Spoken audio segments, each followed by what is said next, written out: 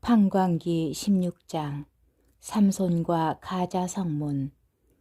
삼손이 가자에 갔다가 거기에서 창녀 하나를 만나 그의 집으로 들어갔다.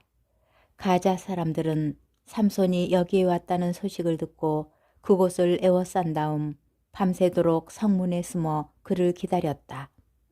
그들은 내일 동이 틀 때까지 기다렸다가 그를 죽이자 하면서 밤새도록 가만히 있었다. 삼손은 한밤중까지 자리에 누워 있었다.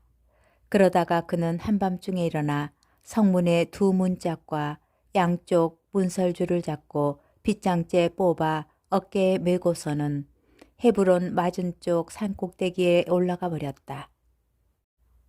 삼손과 들릴라. 이러한 일이 있고 난 뒤 삼손은 소울의 골짜기에 사는 한 여자를 사랑하게 되었다. 그 여자의 이름은 들릴라였다. 필리스티아 제후들이 그 여자에게 올라가서 말하였다. 삼손을 구슬러 그의 그 큰 힘이 어디에서 나오는지 우리가 어떻게 하면 그를 잡아 묶어서 꼼짝 못하게 할 수 있는지 알아내어라. 그러면 우리가 저마다 너에게 은 1100세겔씩 주겠다. 그리하여 들릴라가 삼손에게 물었다. 당신의 그 큰 힘이 어디에서 나오는지 어떻게 하면 당신을 묶어서 꼼짝 못하게 할 수 있는지 말해주세요. 삼손이 그 여자에게 대답하였다. 빠르지 않은 싱싱한 줄 7개로 묶으면 내가 약해져서 여느 사람처럼 된다오. 그래서 필리스티아 제후들이 마르지 않은 싱싱한 줄 7개를 올려보내자 들릴라는 그것으로 삼손을 묶었다. 복병을 미리 자기 방에 숨겨둔 들릴라가 그에게 말하였다. 삼손, 필리스티아인들이 당신을 잡으러 와요. 그러자 삼손은 불에 닿은 삼오라기를 끊듯이 그 줄들을 끊어버렸다. 그리하여 그 힘의 비밀이 알려지지 않았다. 들릴라가 삼손에게 말하였다. 이봐요, 당신은 나를 놀렸어요. 나한테 거짓말을 했어요. 무엇으로 묶으면 되는지 이제 말해주세요. 삼손이 그 여자에게 대답하였다. 한 번도 쓰지 않은 새 밧줄로 묶기만 하면 내가 약해져서 여느 사람처럼 된다오. 그래서 들릴라는 새 밧줄을 가져다가 삼손을 묶고 나서 말하였다. 삼손, 필리스티아인들이 당신을 잡으러 와요. 방에는 미리 복병을 숨겨두고 있었다. 그러자 삼손은 제 팔을 묶은 밧줄을 실처럼 끊어버렸다. 들릴라가 삼손에게 말하였다. 당신은 여전히 나를 놀리고 나한테 거짓말을 하는군요. 무엇으로 묶으면 되는지 말해주세요. 삼손이 그 여자에게 대답하였다. 내 머리털 7가닥을 배틀 날실로 따아 빨뚝에 메고 벽에 박아 놓으면 내가 약해져서 여느 사람처럼 된다오. 그래서 들릴라는 그를 잠들게 하고 나서 그의 머리털 7가닥을 배틀 날실로 따아 빨뚝으로 박아 놓은 다음 말하였다. 삼손, 필리스티아인들이 당신을 잡으러 와요. 그러자 삼손은 잠에서 깨어나 빨뚝과 날씨를 뽑아버렸다. 들릴라가 또 삼손에게 말하였다. 마음은 내 곁에 있지도 않으면서 당신은 어떻게 나를 사랑한다고 말할 수 있어요. 이렇게 나를 3번이나 놀리면서 당신의 그 큰 힘이 어디에서 나오는지 말해주지 않는군요. 이런 말로 들릴라가 날마다 들벗고 조르는 바람에 삼손은 지겨워서 죽을 지경이 되었다. 그래서 삼손은 자기 속을 다 털어놓고 말았다. 내 머리는 면도칼을 대어본 적이 없어. 나는 모태에서부터 하느님께 바쳐진 나지르인이기 때문이요. 내 머리털을 깎아버리면 내 힘이 빠져나가 버릴 것이요. 그러면 내가 약해져서 다른 사람처럼 된다오. 삼손이 자기 속을 다 털어놓은 것을 본 들릴라는 필리스티아 제후들을 불러 모으려고 전가를 보냈다. 이번에는 직접 올라오십시오. 그가 자기 속을 다 털어놓았습니다. 그러자 필리스티아 제후들이 그 여자에게 올라왔다. 저마다 손에 돈을 들고 올라왔다. 들릴라는 삼손을 무릎에 뉘어 잠들게 하고 나서 사람 하나를 불러 7 가닥으로 따은 그의 머리털을 깎게 하였다. 그러자 삼손은 허약해지기 시작하더니 힘이 빠져나가 버렸다. 들릴라가 말하였다.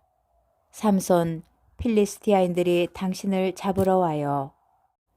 삼손은 잠에서 깨어나 지난번처럼 밖으로 나가 몸을 빼낼 수 있겠지 하고 생각하였다. 그는 주님께서 자기를 떠나셨다는 것을 알지 못하였다. 필리스티아인들은 그를 붙잡아 그의 눈을 후벼낸 다음 가자로 끌고 내려가서 청동 사슬로 묶어 감옥에서 연자매를 돌리게 하였다. 그런데 그의 깎인 머리카락이 다시 자라기 시작하였다. 삼손의 복수와 죽음. 필리스티아 제후들이 자기들의 신 다곤에게 큰 재물을 바치면서 기쁘게 지내려고 한데 모였다. 그들은 이렇게 말하였다. 우리의 원수 삼손을 우리의 신께서 우리 손에 넘겨주셨네. 백성도 그를 보고서는 자기들의 신을 찬양하며 말하였다. 우리 땅을 망쳐놓은 자, 우리를 많이도 살해한 자, 우리의 원수를 우리의 신께서 우리 손에 넘겨주셨네. 그들은 마음이 흥겨워지자 삼손을 불러내어 제주를 부리게 합시다 하였다. 그래서 사람들이 그를 감옥에서 불러내어 자기들 앞에서 재간을 부리게 하였다. 그러고 나서 그를 기둥 사이에 세워놓았다. 그러자 삼손은 자기 손을 붙들어주는 소년에게 부탁하였다. 이 집을 버티고 있는 기둥들을 만질 수 있는 곳으로 나를 데려다다오. 거기에 좀 기대야겠다. 그때 그 집은 남자와 여자로 가득 찼는데 필리스티아 제후들도 모두 거기에 있었다. 옥상에도 삼손이 제주를 부릴 때에 구경하던 남자와 여자가 3,000명쯤 있었다. 그때 삼손이 주님께 부르짖었다. 주 하느님, 저를 기억해 주십시오. 이번 한 번만 저에게 다시 힘을 주십시오. 하느님, 이 한 번으로 필리스티아인들에게 저의 두 눈에 대한 복수를 하게 해 주십시오. 그런 다음에 삼손은 그 집을 버티고 있는 중앙의 두 기둥을 더듬어 찾아서 기둥 하나에는 오른손을, 다른 하나에는 왼손을 대었다. 그리고 삼손이 필리스티아인들과 함께 죽게 해 주십시오 하면서 힘을 다하여 밀어내니 그 집이 그 안에 있는 제후들과 온 백성 위로 무너져 내렸다. 그리하여 삼손이 죽으면서 죽은 사람이 그가 사는 동안에 죽인 사람보다 더 많았다. 그의 형제들과 그의 아버지 집안이 모두 내려와 그의 죽음을 들고 올라가서 초루아와 에스타올 사이에 있는 그의 아버지 마노아의 무덤에 장사 지냈다. 그는 20해 동안 이스라엘의 판관으로 일하였다. 판관기 17장. 미카의 신당. 에프라임 산악지방에 미카라는 사람이 있었다. 그가 자기 어머니에게 말하였다. 어머니가 은 1,100세겔을 잃어버리신 일이 있지요. 그때에 저주를 하셨는데 제가 듣는 데에서도 그리하셨습니다. 그 은이 여기 있습니다. 제가 그것을 가져갔습니다. 그러자 그 어머니가 내 아들은 주님께 복을 받아라 하고 말하였다. 이렇게 그가 은 1,100세겔을 돌려주니 그의 어머니가 또 이런 말을 하였다. 사실은 내가 이 은을 내 아들을 위해서 주님께 봉헌하였다. 그것으로 조각 신상과 주조 신상을 만들려고 하였는데 이제 그것을 너에게 도로 주마. 그러나 미카는 그 은을 어머니에게 돌려주었다. 그러자 그 어머니는 은 200세겔을 떼어서 은장이에게 주어 조각 신상과 주조 신상을 만들게 하였다. 그것은 미카의 집에 모셔졌다. 미카라는 이 사람에게는 신당이 하나 있었다. 그는 에폭과 수호신들을 만들고 한 아들에게 직무를 맡겨 자기의 사제로 삼았다. 그 시대에는 이스라엘에 임금이 없었다. 그래서 사람들은 저마다 제 눈에 옳게 보이는 대로 하였다. 유다 땅 베들레헴에 유다 시족의 한 젊은이가 있었다. 레위인인 그는 그곳에서 나그네 살이하고 있었다. 그 사람은 다른 곳에서 나그네 살이하려고 유다 땅 베들레헴 성읍을 떠나 길을 가다가 에프라임 산악지방에 있는 미카의 집에 이르게 되었다. 미카가 그에게 어디서 오셨소? 하고 물었다.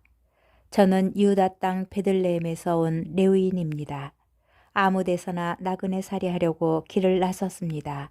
하고 그가 대답하자 미카가 그에게 말하였다. 나와 함께 살면서 나에게 아버지와 사제가 되어 주시오.